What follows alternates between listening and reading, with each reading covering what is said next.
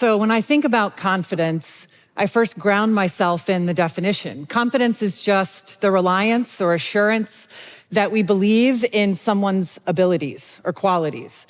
But how do we know someone's abilities or qualities? How does anyone believe in mine? It's simply through actions.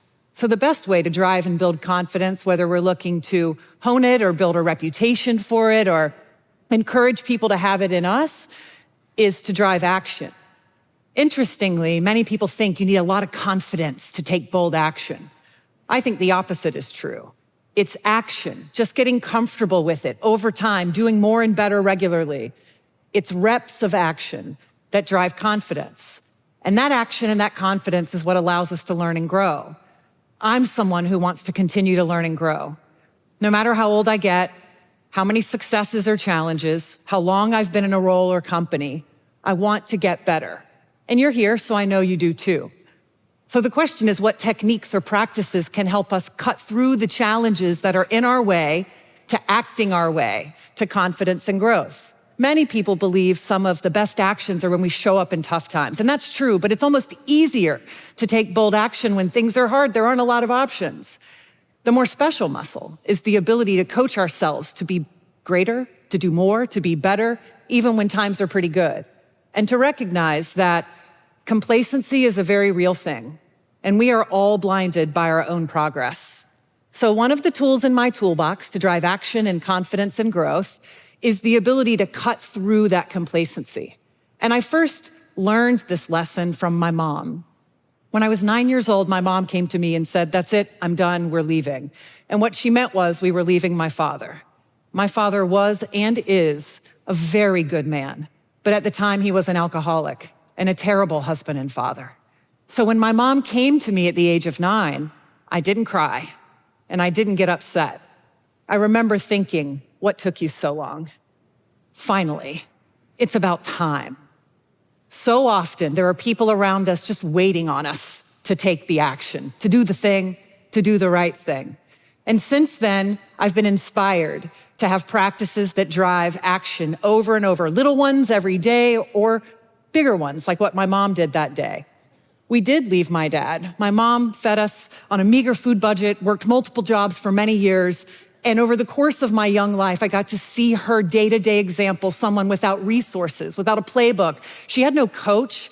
She had no one to mentor her through this experience. She just acted her way to growth and improvement over time.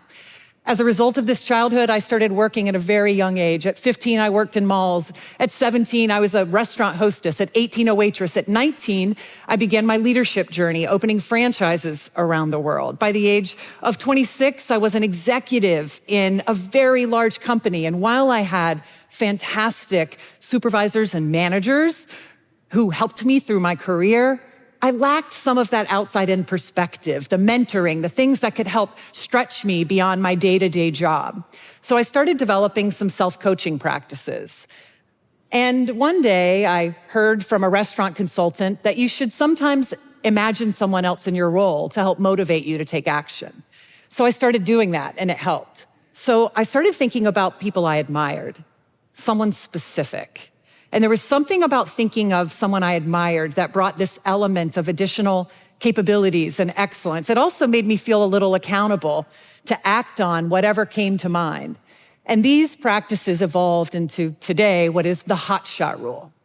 The hot shot rule is simply this. It is the act regularly of thinking about my role, everything I have, the challenges, the opportunities, envisioning someone I admire in my role, asking myself, what's one thing that person I admire would do differently to make that situation better, acting on it within 24 hours, and then that's not the last step, telling those involved once things get put in motion. I say something like, hey, I could have or should have done this thing, but I didn't, and now we are.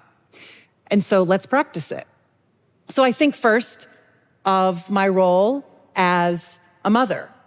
I think of how can I be a better mom. I think of my role as daughter. I think of how can I be a better daughter, and I envision someone I admire. But often, and we're here to talk about work, I think about my professional role. So I think about my role as CEO of AG1. I have this incredible opportunity to be the leader of a phenomenal foundational nutrition company with millions of customers who rely on us to empower their health journeys, and so many team members who rely on me to be my best. Our customers and my team deserve for me to be the best over time. Not comfortable because we've had multiple years of success, but always starting with that day one energy. Then I envision someone I admire. So I just met all of you. I think of you.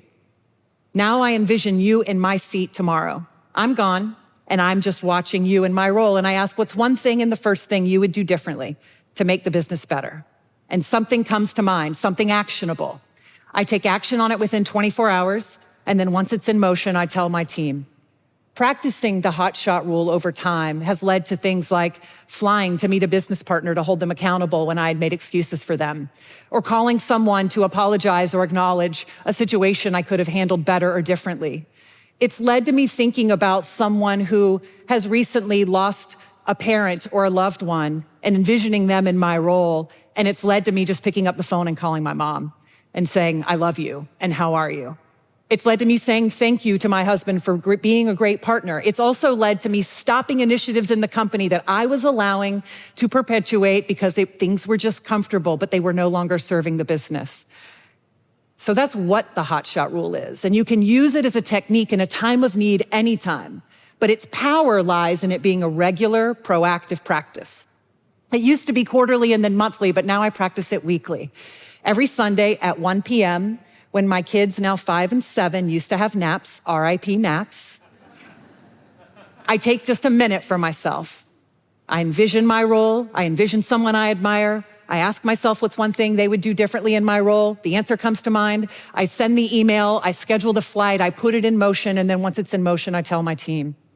And over a year of practicing this weekly, a few things will happen. One, there are 52 things you've done that you otherwise might not have done or done as quickly. It builds a reputation of vulnerability and bias for action. My team brings things to me now because they know I'm constantly calling myself out. This practice has changed my life, and I believe it will change yours if you apply it. The idea of having a practice of reflection, intention, and action to drive growth, to show up and do something we otherwise wouldn't have, to break through complacency or past patterns is a superpower. So be like my mom. Don't let patterns of the past get in the way of doing something different tomorrow. Ask questions that help motivate action and act your way into growth and confidence. Thank you.